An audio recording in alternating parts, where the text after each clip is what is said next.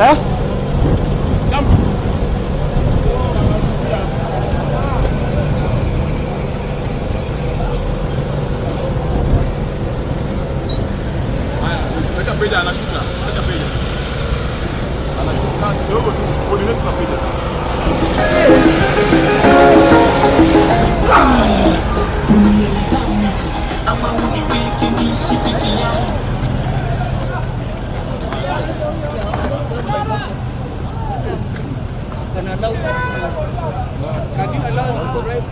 I can't because it will interrupt what is going on. Yes, of course. It will interrupt me. We assume it will interrupt, allow us to continue. You convene your meeting elsewhere, meet people elsewhere, but also saying 1 minute.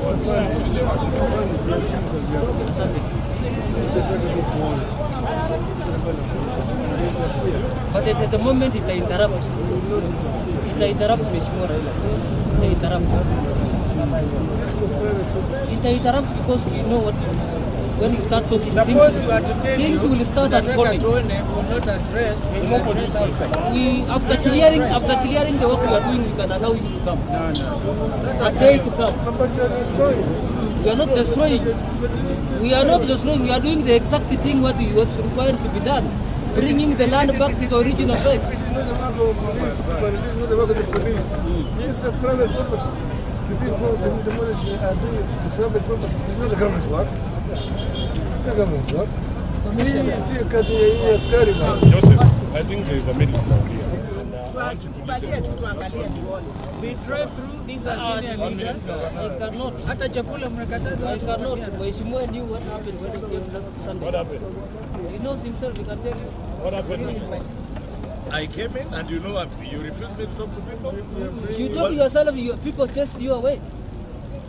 How? They told you leave us alone, we are peaceful, we don't require you at this hour. That's exactly what happened. Now we become in big delegation like this. We can't, everything will go wrong there. And people are very, very peaceful. Even us, they want just assistance to be guided to remove their things. Because we are also peaceful people. What we are saying is this, there's a middle ground. Just 1 minute. The way you have formed yourselves up, 1 minute only. there is an indicator, something will not be. 1 minute only, I want to explain. Just listen to Prime Minister. We are opposition leaders. We are the government. The government on one side, we are on this other side. You need to respect the opposition. We are not destructive people. It is respected, Mheshimiwa. It's only that it's not timely. Are our supporters. It's not timely. We want to just protect. What is the best time to come? What's the best time to come? What is the best time to come, Joseph? Until I conclude the operation. When are you concluding The timeline, my timeline is yet to go. Well, when do you anticipate you'll conclude there? Because we will come back. There's no problem. Hopefully Now, next Afande, let me ask you. I'm the area member of parliament. This is a governor Machakos. No problem. This is You came yourself as an area of But you the see, parliament. even But you see the kind of assessing reaction that was there Mavoko, against you. Just let him answer one question. Yeah. When do we anticipate that this process will go? Probably leave it until next week. Next week. Yes. No, but we are allowed as civilians to go and see. We are not interfering with The the time work to see going is on. not yet. The operation is still we going are on. not A lot of interfering. activities are going on there. We are not interfering with whatever they are doing. But we are entitled It's to a go direct and see. interference because who are you going to Because see? we want You are to- seeing the person who is removing his own belongings, want telling him to stop. Come and hear what you want to say. No. That's not what we are using. That's We exactly want what to you're talk to the country about what is going on here. And we are not allowed to stop us. Because it is not a government operation. This is not a context between the government. It's not a context between the government and the opposition. This is just a simple thing. If I confused him as the area MP and you as the council and now as you as the governor, you just see same status. Joseph, it's fine. I think what we can do. Thank you. Joseph, just 1 minute. Don't go away. Don't run away from us. You have We are concluded. just talking. Listen, this one, Joseph, let me tell you. This might define your own future and the future of your No children. problem to that. That comes Just in, because the I'm President an Ruto employee. alikuja akapeana amri, that's what you're following blindly. Nani amefanya amri? Of course, he gave orders here. Who? Ni president mwenyewe? I was not in the meeting. Ah, yes. Okay. But you're following what was communicated. What we do, leaders, because you know these guys, they just want to cause an unnecessary confrontation. Yeah. We will tell them that we respect whatever decision they have made, but we need to speak to the country from here. Yeah. There's no need for them to get confrontational at all, because we are not confrontational. Tell Yeah. So you move it right.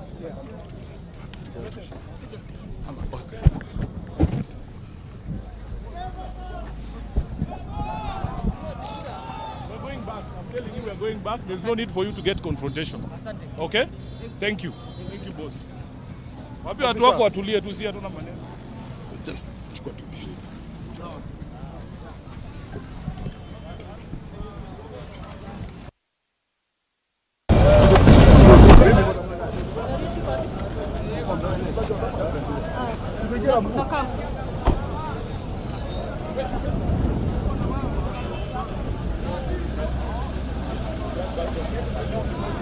Makao wezi. Hey, Makao.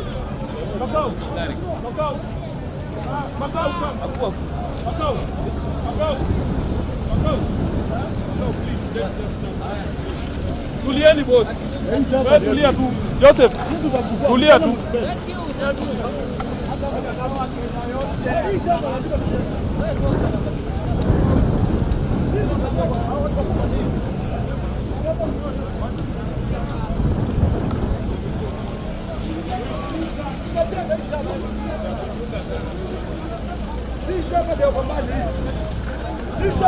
Kisha ndio kambani hii. Hii tukagenda mpaka msipende.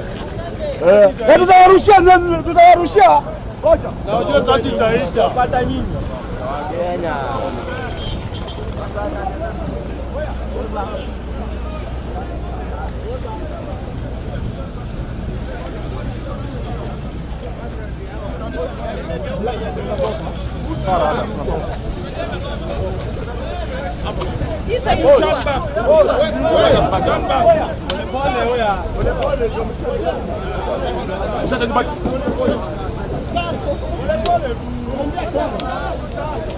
Mheshimiwa Makao, just go.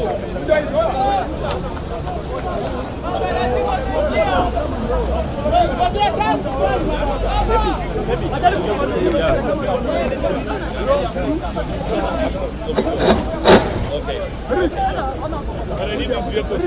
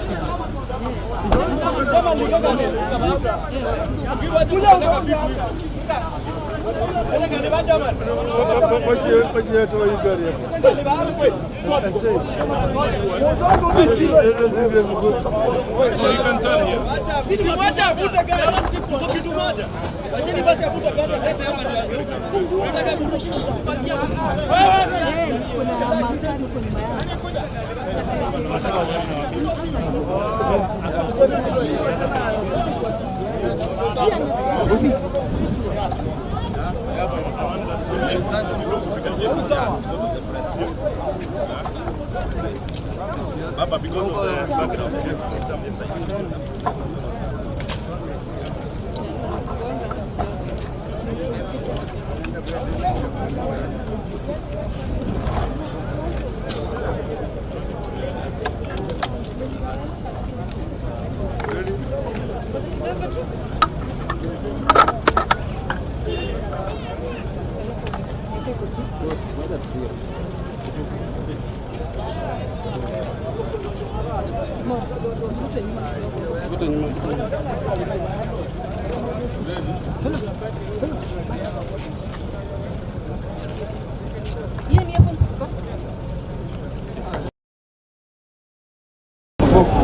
has to stop. In Mavoko, we had some illusion that there was still existed some humanity, some basic respect for the law and human rights in the Kenya Kwanza regime. We are holding onto the promise Mr. William Ruto made during the campaigns that the forceful evictions and demolition of dwellings would be a thing of the past. It is a fact that in July 2022, during the launch of the Kenya Kwanza Manifesto, Ruto promised that he would put to an end the culture of illegal evictions of people and property demolition if elected president. He went on to promise that where necessary, affected people would be provided with enough notice and compensation promptly paid. Well, it is October 2023 and a human tragedy is unfolding before the eyes of Kenyans under Ruto's watch and his loud silence, in fact order. What has gone on here in Mavoko these past few days is not just inhumane, it is also ungodly. What is going on here is forced eviction, the exact crime Ruto promised to bring to an end in July last year. It's a gross violation of human rights, the right to adequate housing at a time the administration purports to be working to ensure that everyone has shelter. What's going on here indicates a systematic disregard of recognized human rights standards on the part of the state. The affected families, some among the poorest of the poor, and their upcoming middle class, have not only witnessed lifelong savings demolished and crushed to ashes, they have been left to fend for themselves on the streets without basic shelter. Children who are learning in some of the schools here have seen their classrooms flattened into open fields, the upcoming exams standing. A regime whose top leadership never missed an opportunity to show that they are deputies of Christ is presiding over the demolition of houses of worship. The evictions have taken place just as the rains are beginning to set in. They are taking place in bad weather without any compensation, alternative accommodation, or access to safe and secure food, safe drinking water and sanitation, and medical services. The evictions have been accompanied by the excessive use of force by the police and local authorities. They have been intended to inflict inhuman pain and damage, and you can see my back. There are reports of injuries and theft of property belonging to the people whose suffering and loss is already too grim. There was definitely no or inadequate prior eviction notice. Kenyans in 2009 evictions and resettlement guidelines require notice to be written or published in the official government gazette 90 days ahead of time. Yet, within minutes of a court ruling, people have lost their homes and their livelihoods. People have been left homeless and destitute, without means of earning a livelihood and with no effective access to legal or other remedies. Nobody gave these people a chance to pursue further legal redress. Someone who seemed to have known how the court was going to rule stood ready to swing into action and inflict maximum pain on residents immediately the ruling was made. Above all, this destruction of life, lifelong savings of people has come at a time that Kenyans are struggling with extremely high taxes, high cost of living, and a collapsing Kenya shilling. Without compensation, those who have lost homes will certainly never be able to rebuild. People have suffered here because of failure of the state to control speculation in land, housing, and property. One thing that's being used against the opposition to the demolitions is that East African Portland Cement owns the land and the titles were fraudulent. We therefore demand investigations and accountability of everyone, private and public, involved in this. But secondly, know that that Portland is majority owned by the government. The demolitions, are they necessary? Victims are Kenyans. Was there another solution? Government has always settled people everywhere. We even have a settlement fund to get people land. We had the case of Waitiki land in Likoni, which was resolved by the settlement fund to pay the owner and the unsettled squatters, and that was a private land. Why couldn't this matter be handled the same way? Was this a great and urgent use of the land where demolition was done that so greatly overweighed people's lives and savings? What is the urgent use that could not allow people time to move out by, say, next year? Are there personal interests riding on the guise of public interest? Does the East African Portland Cement understand that there are things people can do to fight back and even end its existence as a company? We are talking about people who most likely use the company's cement to construct houses only for those same houses to be destroyed in the name of the same company. As a party, we, as Azimio, we can't let this continue to go on unchallenged. We are determined to ensure that cruel crime is answered for. Somebody will have to take the responsibility for this bestiality. The Kenya Kwanza administration must immediately halt any further demolitions. We must share with the victims and the country the immediate plans to pay compensation for the property that has been unlawfully destroyed and to find alternative settlement for the victims. This brutality will not go unchallenged. This brutality will have to be answered for and accounted for. If the government does not act, we will help the people to act. Azimio. Thank you. Tumeona tumekuja hapa kama wana Kenya na tena kama viongozi wa Azimio la Umoja One Kenya Coalition. Tumeona kwa runinga yale ambayo yalikuwa yanafanyika hapa.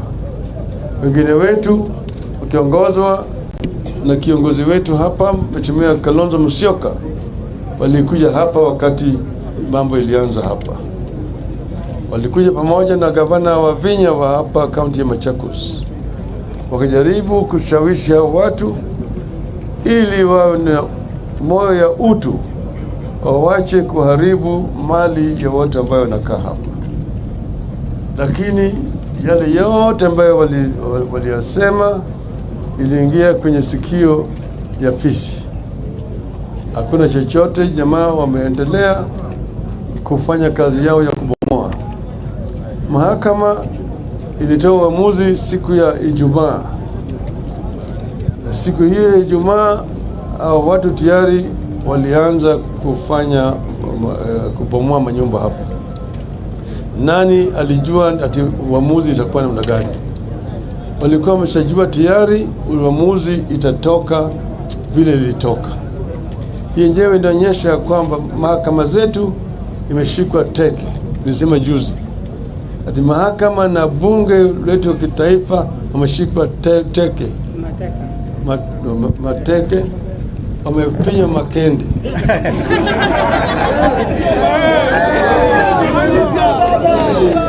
Sasa tuko na bunge hanithi, haina chochote. Manake bunge yenyewe juzi ilipitisha sheria ya kujinyima nafasi ya kukagua ununuzi ya bidhaa ya umma. Bunge linatakana iwe inatetea mali ya umma, lakini bunge tayari imeshatoa pitisha sheria kusema bunge hawezi kuangalia na kukagua vile serikali inauza mali ya umma. Hakuna haja ya kuwa na bunge. Tuko vile vile na maspika ambaye wanafanya siasa kiolela. Spika wenyewe wanaongea juu ya mambo ambayo inakuja mbele ya bunge katika mkutano wa hadhara katika kanisa, vile wao wataamua katika bunge. Kwa hivyo hawa maspika yote wawili wa Senate na National Assembly ni wale watu ambaye hawafai wawe kama maspika. Wao ni aibu kubwa kwa taifa la Kenya. Na vile siku hizi mambo inatoka kule Ikulu, unasema ipitishe vile ilivyo, na wabunge hawapewi nafasi ya kuongea vizuri juu ya yale masuala yanayokuja kwa bunge. Kwa hivyo sasa Wakenya hawana kinga. Pande hii bunge mateka, pande nyingine mahakama mateka. Sasa tuko na pahali ambaye anatembea peke yake, hakuna mtu anaweza kuzuia wao kufanya chochote. Ametangaza siku ya Ijumaa na kazi imeanza sasa. Umeona askari wake wako hapa, umeona vile wamekaa kule kama ile umbo ya ati wanafanya kazi. Hii kazi ya kubomoa mali ya watu si kazi ya askari kulinda. Kuna kazi ambayo natakana askari wetu wafanye, kupigana na Al-Shabaab na kulinda Wakenya wengine ambao wanavamiwa na uhalifu. Lakini sasa hawa askari wamekuja hapa kutetea uhalifu. Yale ambayo yanafanyika hapa ni uhalifu, ni unyama, ni aibu katika taifa letu la Kenya. Tunalaani vikali kama wanazimio. Asanteni sana.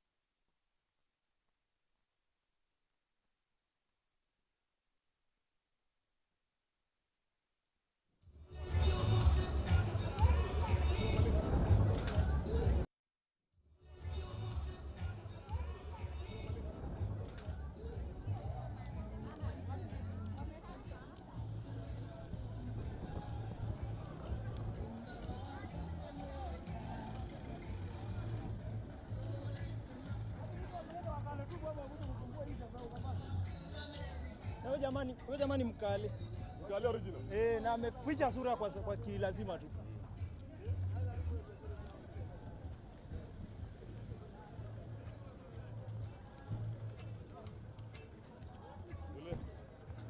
Ule roba. Asiende.